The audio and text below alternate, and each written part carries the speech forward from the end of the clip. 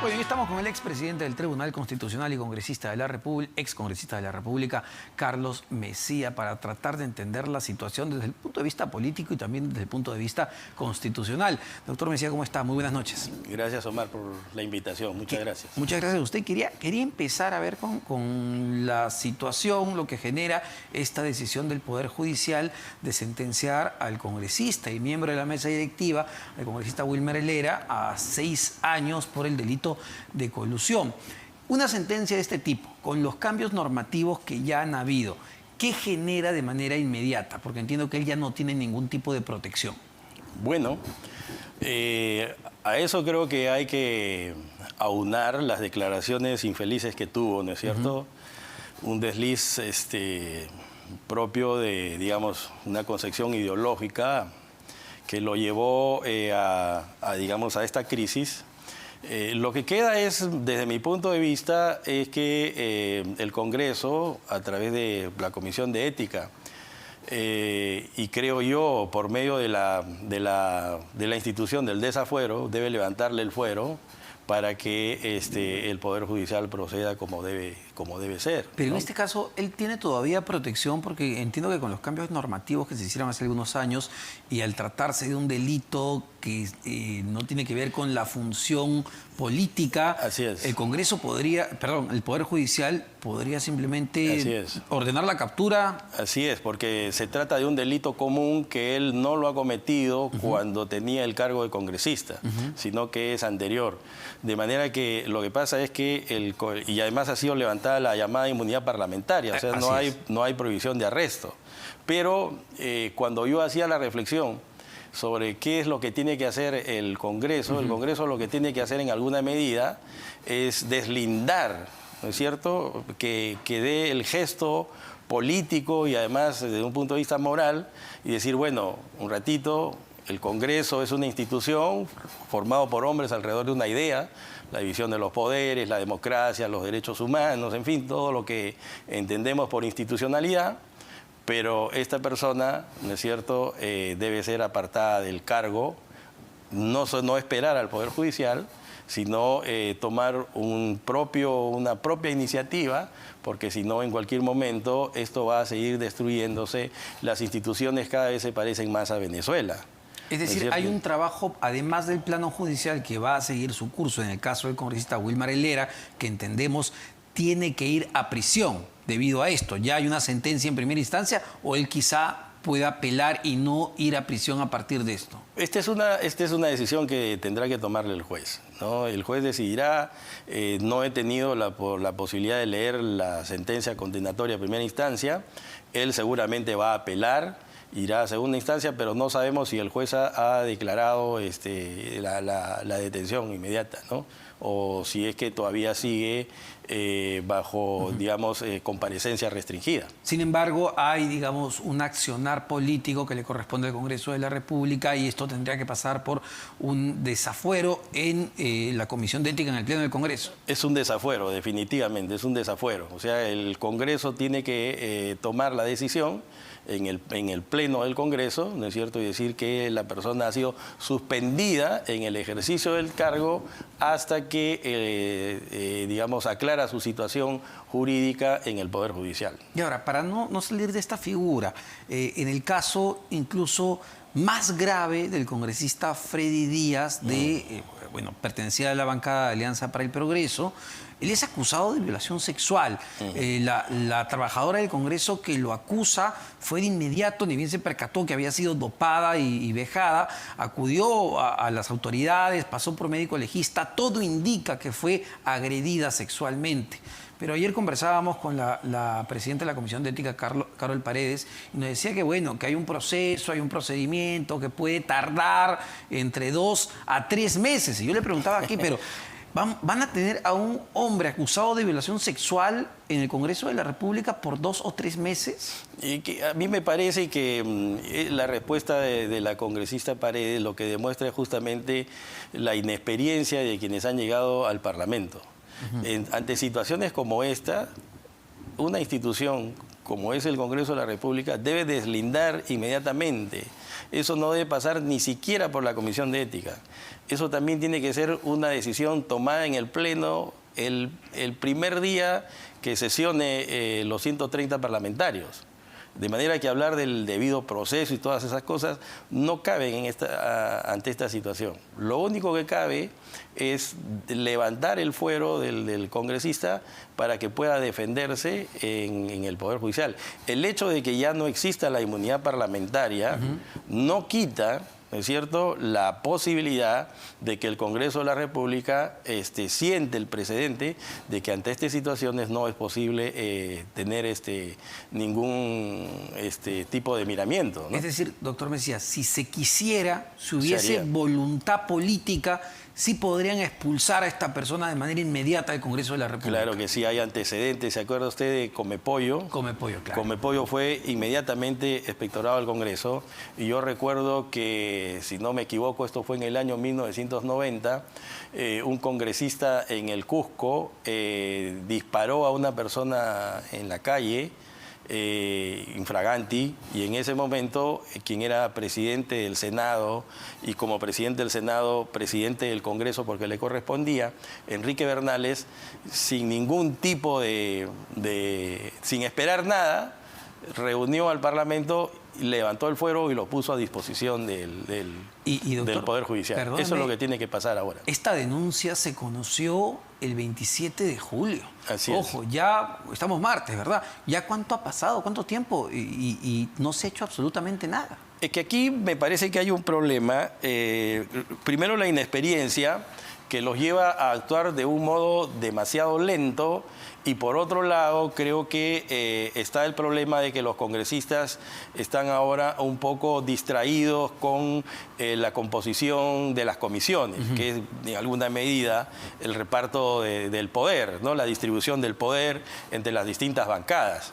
Pero creo que una situación de este caso, hay también el otro de un asesor de la congresista Katy Ugarte, que además fue ministra de la Mujer por un breve periodo de tiempo en el gabinete Valer. Así es. Entonces, lo que creo que está pasando en el país y que tenemos que preguntarnos es si no estamos cayendo en una banalización de las cosas graves que los estamos tomando, dejando pasar como si fuera un vaso de agua que se puede tomar todas las noches. Bueno, y para ser justos en el caso de Freddy Díaz, por ejemplo, el congresista que ha sido acusado de violación sexual, no solo el Parlamento, ¿no? Es increíble que esto en el Ministerio Público no se le haya pedido una prisión preventiva. Entiendo que el viernes recién van a ver su caso, van a ver el pedido de impedimento de salida del país, ni siquiera una prisión preventiva.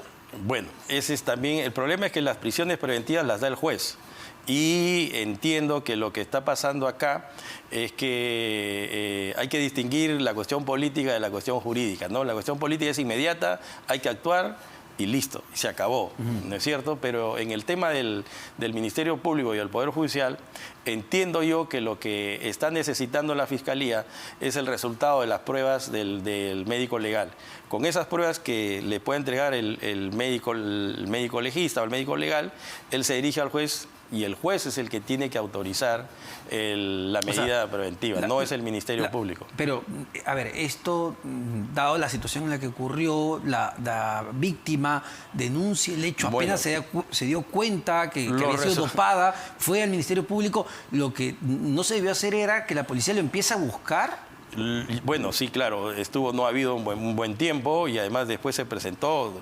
¿Qué cosa habrá hecho en ese interín, no es cierto? Habrá buscado algún tipo de... Primero que habrá pensado a quién contrato como abogado y este abogado habrá hecho algunas conexiones con el Poder Judicial y el Ministerio Público para permitir una llegada y una declaración que le permita irse a su casa tranquilo. Porque si él hubiese sido detenido en ese momento, ni bien ocurrió el hecho, entiendo que, dado el periodo de tiempo, hubiese sido detenido en flagrancia, ¿verdad? Es el término correcto. Así es. Y tenía que haber sido detenido. Es decir, entraba a una carceleta mientras dure la investigación, porque estamos hablando de violación sexual. Sí, lo que pasa es que la señorita se despierta a las 4 de la mañana y el congresista ya no estaba. Entonces, digamos, y después nadie lo encuentra, ya la flagrancia pasó. no estoy tratando de justificar. Sí, sí, sí. Lo que digo es que hay acá un procedimiento jurídico que se tiene que seguir. Lo que sí me parece que está mal es que los resultados legales y la actuación del Ministerio Público, del Poder Judicial, también tienen un poco de lentitud. Ahora, doctor, para ir al tema constitucional, volviendo al caso del congresista Wilmar Helera, que, a ver, fue, o hasta hoy todavía es, entiendo, el tercer vicepresidente de la mesa directiva, su renuncia, ¿qué es lo que genera? Porque ese puesto tiene que ser ocupado por algún congresista de la República. Sí. ¿Cómo se aborda ese tema? Bueno, lo legal dice que de los 130 congresistas todos tienen derecho a formar parte de la mesa, pero el Congreso se maneja por medio de grupos parlamentarios y los grupos parlamentarios toman acuerdos políticos. Entonces es obvio que si es que los grupos que están en la mesa deciden mantener el acuerdo político, quien tiene que asumir la tercera presidencia es un miembro de Somos Perú. Y yo creo que dadas ya las circunstancias, como vienen sucediendo los hechos, no creo que ningún otro grupo pretenda la tercera vicepresidencia. Es decir, pero sí o sí tiene que ser de Somos Perú, o esto parte de un acuerdo político, esto va a algún tipo de votación. No, lo legal dice que puede ser cualquiera, pero el problema es que hay un acuerdo político, ¿no es cierto?, entre Fuerza Popular, Somos Perú, Podemos Perú y Alianza para el Progreso, de hacer un número de votos que permita tomar el control de la mesa. Entonces, como ese es un acuerdo político, ellos van a decidir que, respetando el acuerdo, que alguien de Somos Perú asuma esta tercera vicepresidencia en reemplazo del congresista Helera. Me parece que hay un antecedente no muy antiguo en el caso del congresista Elías Rodríguez del partido aprista. Claro. ¿No? Él, debido a un proceso, también deja Lo que podría suceder es que las bancadas que conforman la mesa directiva podrían llegar a la conclusión de que no quisieran seguir continuando con un pacto político con Somos Perú que ha ensombrecido, ¿no es cierto?, la legitimidad de la mesa directiva. Y podrían ir a un acuerdo más allá del pacto que se ha tenido hace una semana. Todo puede pasar, ¿no es cierto?, pero lo veo un poco complicado. Pero esto porque ¿quién va a querer sentarse ahora en esa mesa directiva? Sí, claro. Pero esto, me imagino, tiene que resolverse en el corto plazo, porque sí o sí la mesa directiva necesita de 4 miembros. 3 miembros. 3 miembros. Sí. Ahora, lo que pasa es que como la mesa directiva ha sido aprobada o elegida en un pleno del Congreso, el pleno del Congreso es el que también tiene que volver a elegir al reemplazante del congresista Helera. Claro, pero por eso le digo, son 4 miembros, la presidenta, primera, segunda y tercera vicepresidencia. Sí, o sea, me refiero 3 vicepresidencias y un presidente. Y un presidente. Así es. Ya, entonces, de todas maneras, tiene que estar conformada por esos 4 miembros. Así es. Entonces, ese puesto lo puede elegir las agrupaciones que ganaron. Pero también podría darse el siguiente caso, pero también se necesita un acuerdo del Pleno, que se reduzca las vicepresidencias, claro, y que en vez de ser 3 vicepresidencias solo sean 2. Recuerden que en la época de Carlos Ferrero, bajo el gobierno del presidente Toledo, la mesa estaba conformada por 5. ¿Por 5 miembros? Sí, claro, eran 4 vicepresidencias y un presidente. Y después se ha reducido a 3 vicepresidencias y a un presidente. Pero antes la Cámara de Diputados y la Cámara de Senadores estaba compuesta por un presidente y dos de manera de que el reglamento no dice nada sobre el número. Lo que interpreto es que el reglamento del Congreso de la República no establece nada sobre la conformación de la mesa directiva. Así es, así es. Entonces se conforman, es que lo que pasa es que a veces para llegar a acuerdos, y además en un parlamento tan fragmentado, donde ahorita hay 13 grupos parlamentarios, es más complicado llegar a consensos, ¿no? Y ahora, lo que ha sucedido... Y a veces, para terminar la idea, para llegar a los consensos hay que ampliar la mesa directiva, o sea, crear vicepresidencias.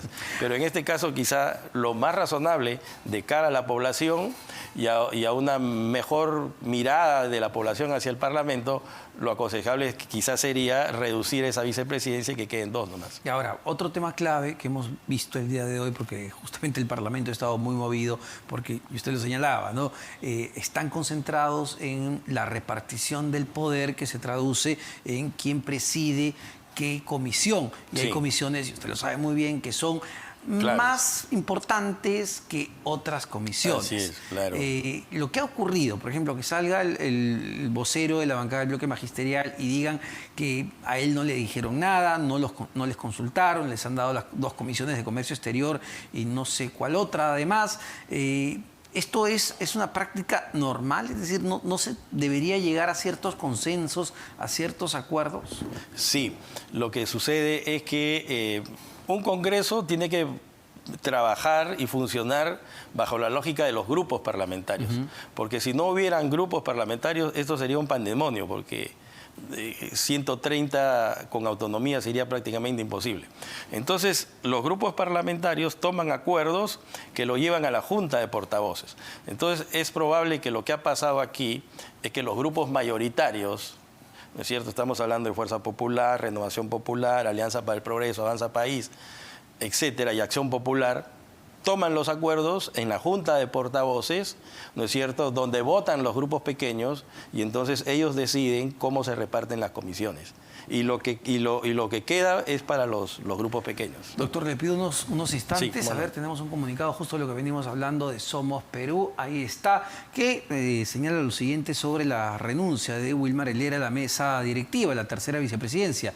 El grupo parlamentario Somos Perú presentará el reemplazo del congresista Wilmar Helera para que ocupe el cargo de tercer vicepresidente de la mesa del Congreso de la República. En ese sentido, esperamos consolidar la correlación de las fuerzas democráticas que lograron alcanzar los votos requeridos para ganar la elección de la mesa directiva 2022-2023, como lo indican los antecedentes y la hermenéutica parlamentaria. Claro, ellos citan antecedentes y hermenéutica parlamentaria. Yo justo le decía el caso de Elías Rodríguez del APRA, que fue reemplazado por la congresista...